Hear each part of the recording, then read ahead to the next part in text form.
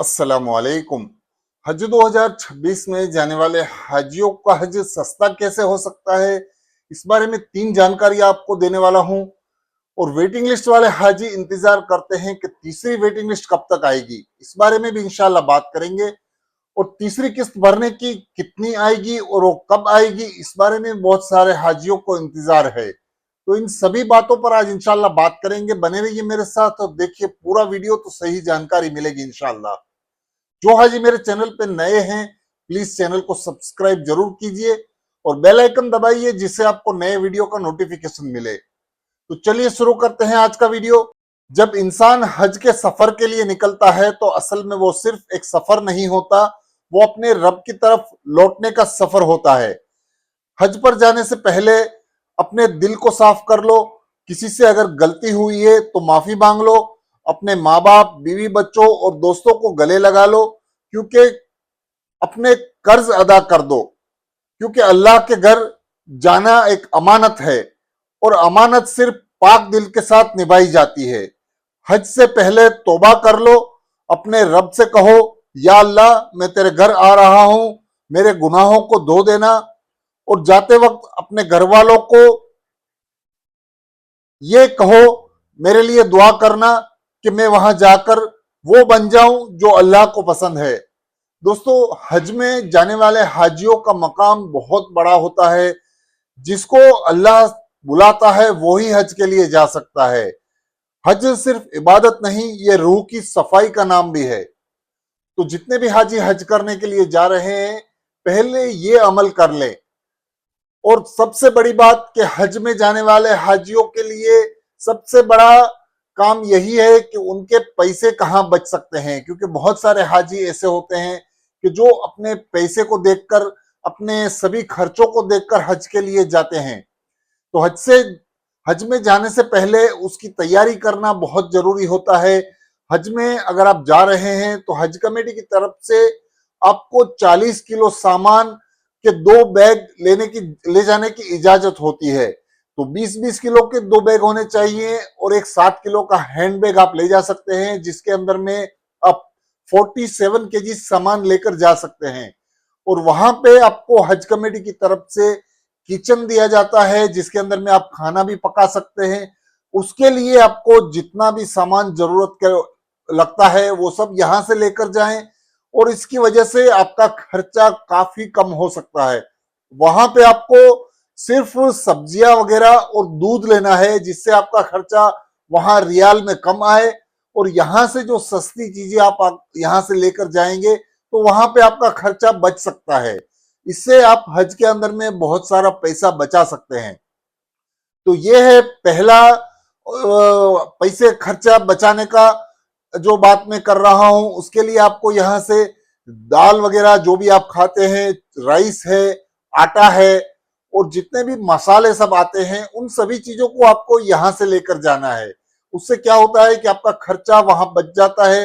आपको सिर्फ वहां सब्जियां लेनी पड़ती है, दूध लेना पड़ता है और तेल लेना पड़ता है। अगर आप तेल यहां से नहीं ले जा सकते हैं, वहां जाकर आपको तेल लेना होता है। जो कुकिंग ऑयल रहता है, जो आप खाने में यूज करते हैं, उसको आप यहाँ ट्रैवल में बैग में नहीं ले जा सकते। इस बात का आपको खास ख्याल रखना है। और दूसरी चीज ये है कि आपका पैसा कहाँ बच सकता है। तो मैंने पिछले बहुत सारे वीडियो में बताया है कि आपके एयरपोर्ट का सिलेक्शन होता है, उसमें आपका पैसा बहुत बच सकता है। अगर आपने बड़े सिटी से एयरपोर्ट सिलेक्ट किया है तो उसमें आपका खर्चा बहुत कम होता है।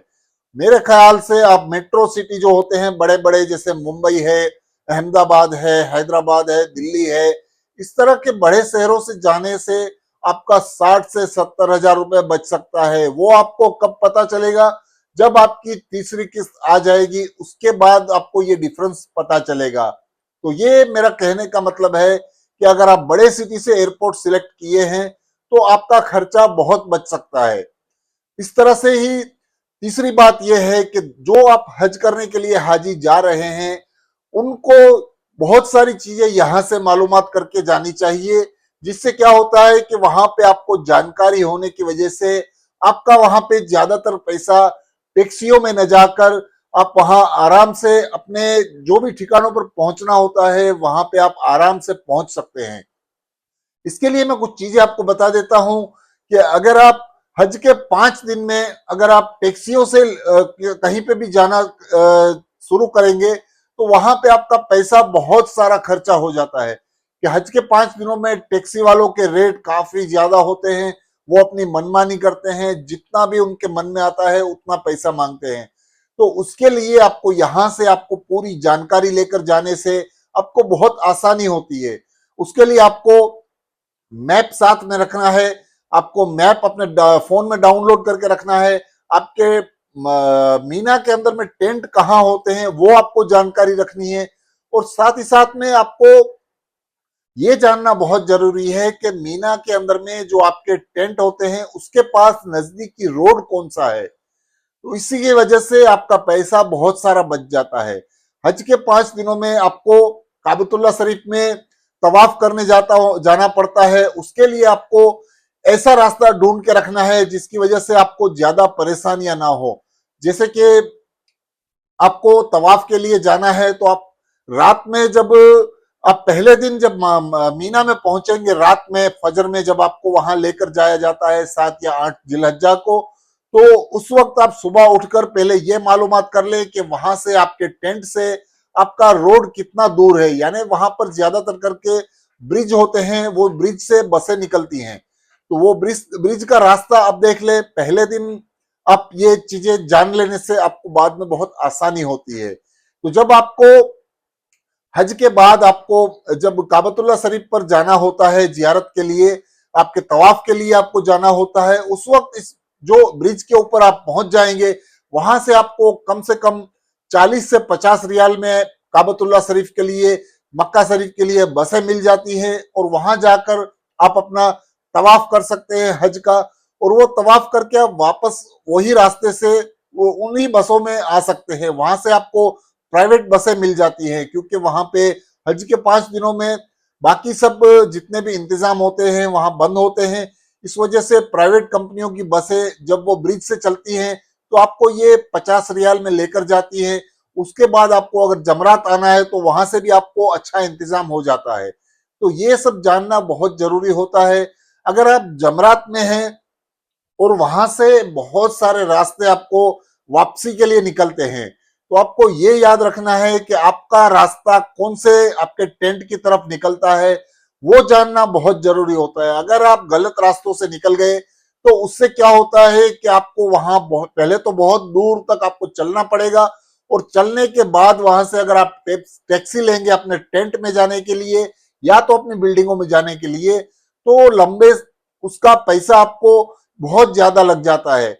उनका टैक्सी वालों का हिसाब ये रहता है कि वो अपनी मनमानी मांग से पैसा मांगते हैं, 500 रियाल, 600 रियाल, 1000 रियाल। तो ज्यादातर खर्चा आपका उन रियालों में हो जाता है हज के 5 दिनों में। तो इस तरह से आपको ऐसी चीजों का ख्याल रखना है कि आप कहाँ से आए हैं, आपको कहाँ उतरना है, कहाँ से आपको जाना है, कहाँ से वापसी होना है। इन सब जानकारियों से आपका पैसा बहुत बच सकता है। और 5 दिनों के अंदर में आपको जितना हो सके उतना टैक्सियों को अवॉइड करना है। अगर हो सकता है कि आपको शेयरिंग टैक्सियां मिल जाने से उसमें आपका पैसा बच सकता है। तो जाने से पहले ज्यादा बहुत सारे लोग इस तरह से बताते हैं कि ज्यादा अपने अपनी मालूमात है उस हिसाब से वो लेकर चलते हैं बहुत सारे हाजियों को। और उनके ये इस रवैये से वो हाजी भी फंस जाते हैं क्योंकि वहां से ना कोई सामान मिलता है जाने के लिए और ना कोई टैक्सी मिलती है। और टैक्सी वाले भी जो होते हैं वो बहुत सारा पैसा मांगते हैं। इसके लिए आपको सिंपल यही है कि आप मैप रखिए साथ में और पहले से तैयारी कर लीजिए कौन सी जगह से आपको कहाँ जाना है। और इन सब चीजों की जानकारी रखने से आपका पैसा काफी बच जाएगा। तो ये तीनों वजह से आप पैसा हज में बचा सकते हैं। और बहुत सारे हाजी ये सवाल करते हैं कि वेटिंग लिस्ट जो तीसरी है वो कब आएगी। इंशाल्लाह तीसरी वेटिंग लिस्ट दिसंबर के बाद ही आ सकती है क्योंकि दिसंबर के आसपास तीसरी किस्त भी आने की उम्मीद है और उस वक्त ही ये तीसरी वेटिंग लिस्ट भी आएगी। तीसरी किस्त कितनी आएगी और कब तक आएगी इसका अभी तक कुछ बताया नहीं जा सकता है क्योंकि एयरपोर्ट के खर्चे अलग अलग होते हैं। इस हिसाब से वो लिस्ट आपकी अलग अलग आएगी, आप कौन से एयरपोर्ट से जा रहे हैं उस हिसाब से आपकी तीसरी किस्त भरनी होगी। और साथ ही साथ उसमें अगर आपने खाना सेलेक्ट किया है तो उसका भी पैसा भरना होगा, आपने कुर्बानी हज कमेटी से सिलेक्ट की है उसका भी पैसा भरना होगा। और साथ ही साथ में आपको जो भी आपने तीसरी किस्त में फाइनल अमाउंट आपका आ जाएगा, उसके बाद आपको पता चलेगा कि आपका हज का टोटल खर्चा हज कमेटी को कितना भरना है। तो ये है पूरी जानकारी हज के हाजियों में, हज में जाने वाले हाजियों की। जो भी खर्चा आपको बचाना है उसके लिए ये तीनों शर्तों का आप अमल कीजिए, इंशाअल्लाह आपका पैसा बहुत सारा बचेगा। अल्लाह ताला से दुआ है कि जो भी हाजी हज करने के लिए जाए, अल्लाह ताला उनका हज आसान करे और कबूल करे, आमीन। वीडियो अच्छा लगा है तो वीडियो को एक अच्छा सा कमेंट कीजिए। कौन से शहर से आप मेरा वीडियो देखते हैं ये भी जरूर बताएं और चैनल को सब्सक्राइब जरूर करें। अल्लाह हाफिज।